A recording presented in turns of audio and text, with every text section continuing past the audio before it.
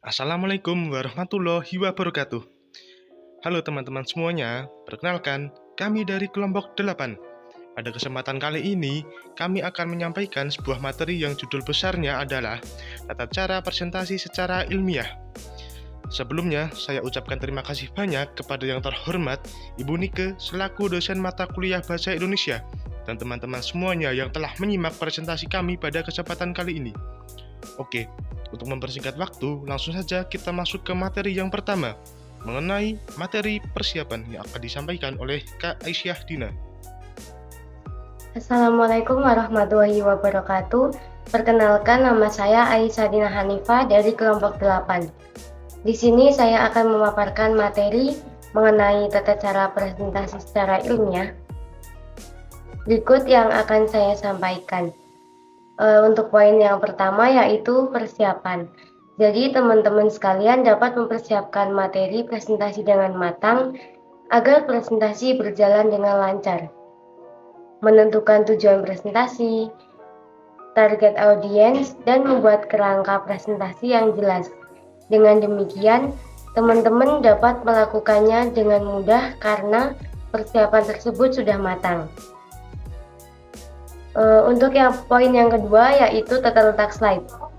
Tata letak slide dapat disesuaikan dengan apa yang akan dipresentasikan.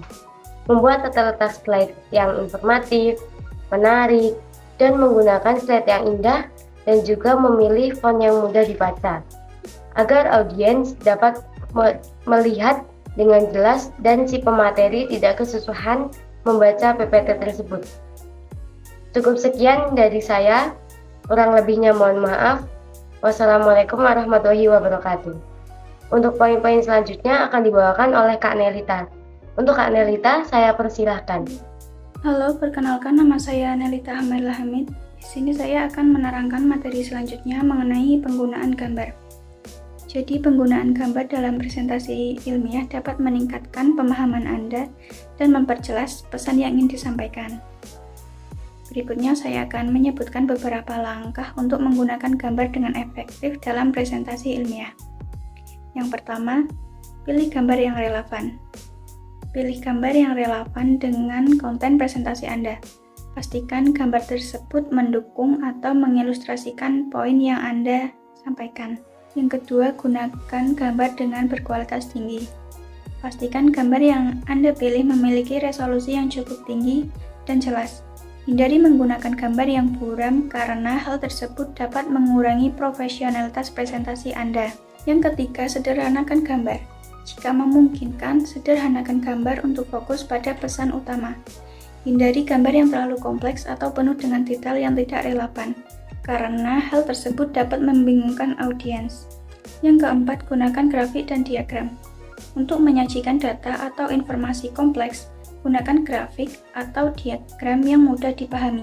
Pastikan label dan keterangan pada grafik tersebut jelas dan mudah dibaca. Yang kelima, atur tata letak dengan baik. Tempatkan gambar dengan baik di dalam slide presentasi Anda. Pastikan gambar memiliki ukuran yang sesuai dan tidak memenuhi seluruh slide. Anda juga bisa menggunakan efek transisi atau animasi untuk memperkenalkan gambar secara menarik. Keenam, berikan keterangan. Sertakan keterangan yang mendukung untuk setiap gambar yang Anda gunakan. Keterangan tersebut dapat menjelaskan konteks gambar atau memberikan informasi tambahan yang relevan. Yang ketujuh dan yang terakhir yaitu menjaga konsistensi. Menjaga konsistensi dalam gaya dan tema gambar yang Anda gunakan.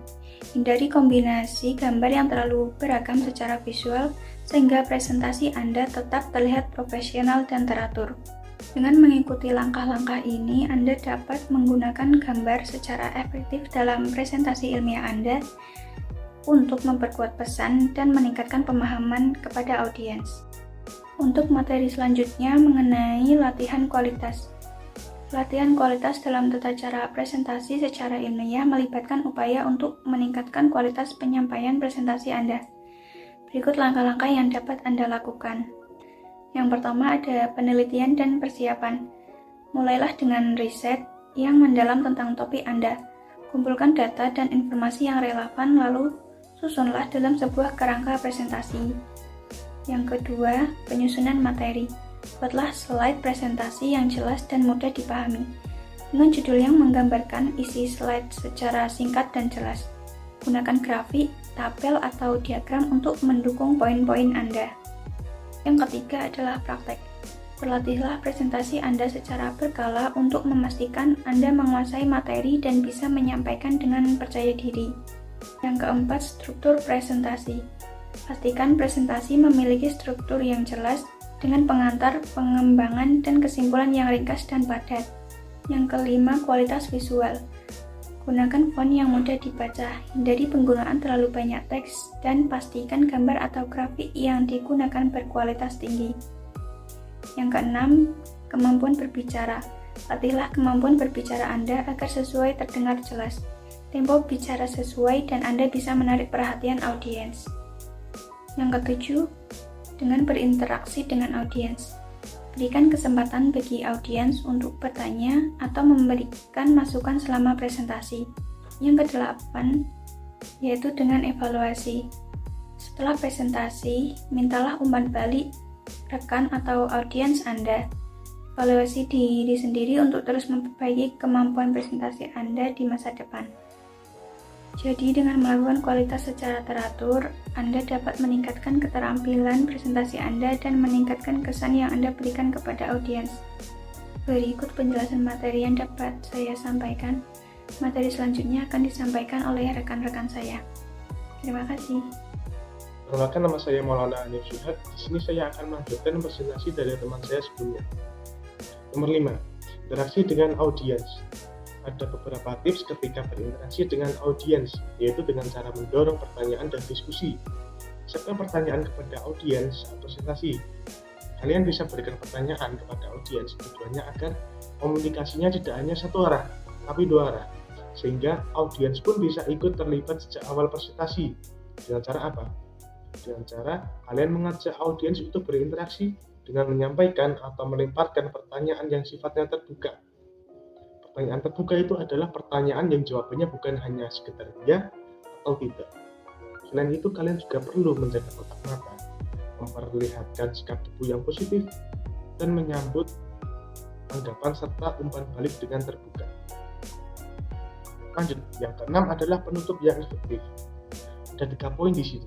Poin pertama yang harus kalian lakukan setelah masuk sesi penutup adalah mengulang kembali poin inti yang sudah kalian presentasikan. Jadi sebutkan poin apa saja yang perlu di-highlight dari penjelasan kalian tadi. Kemudian setelah kalian sebutkan poin-poin penting yang kalian presentasikan tadi, tarik kesimpulan. Nah, kesimpulan ini sederhananya adalah gabungan antara latar belakang kenapa kalian ingin mempresentasikan itu dan ingin membahas itu, terus apa yang kalian bahas tadi, dan kemudian apa yang bisa ditarik dari pembahasan yang sudah kalian sampaikan.